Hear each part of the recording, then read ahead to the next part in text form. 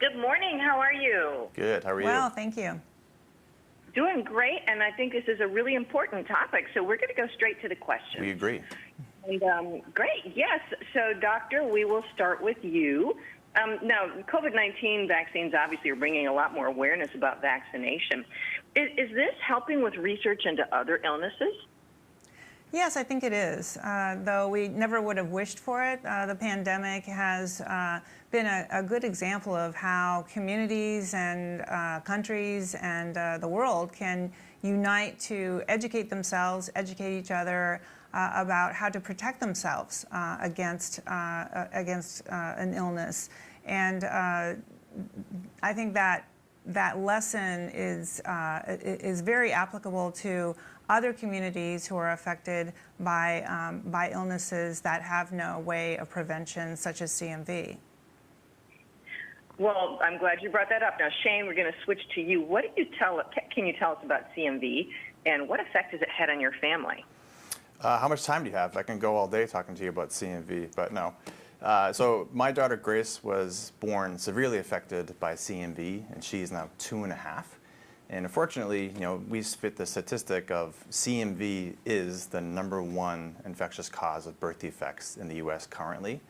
And as far as impacts go, I mean, you name it, it affects my wife and I from dawn till dusk. And fortunately, like most mothers, my wife is extremely strong. So, we can deal with it well in our family.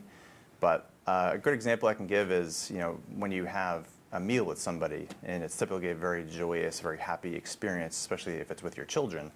In our case, it's just pushing a button on Grace's G-tube pump and delivering her breakfast, lunch, and dinner through a tube. So obviously not a very happy experience in our case.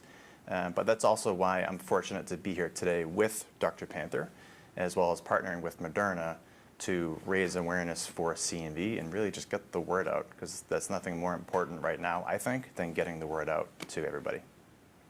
Oh, absolutely, especially when it comes to your children. Mm-hmm. Doctor, going to switch back to you now. Now, tell us, what do you want people to know most about CMV? I mean, this is something I'm not really aware of. That's exactly right. What I want people to know most about CMV is to learn about it and educate themselves. It's a common virus. It's also a complicated virus. It's the most common non-genetic cause of hearing loss in children. It has, as Shane has already pointed out, it can have devastating effects on the health of a child and on the family and families all over the world.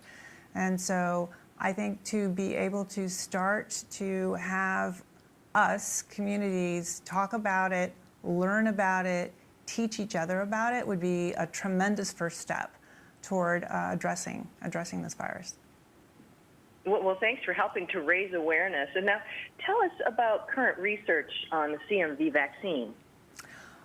There is no vaccine available against CMV infection currently.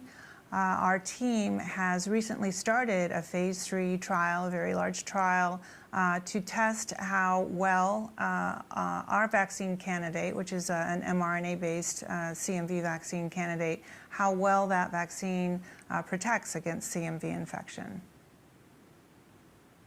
And then switching back to you, Shane, what are you doing to help raise awareness about CMV?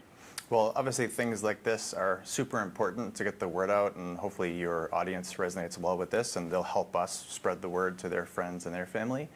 Working with great people such as Dr. Panther is obviously a blessing as well.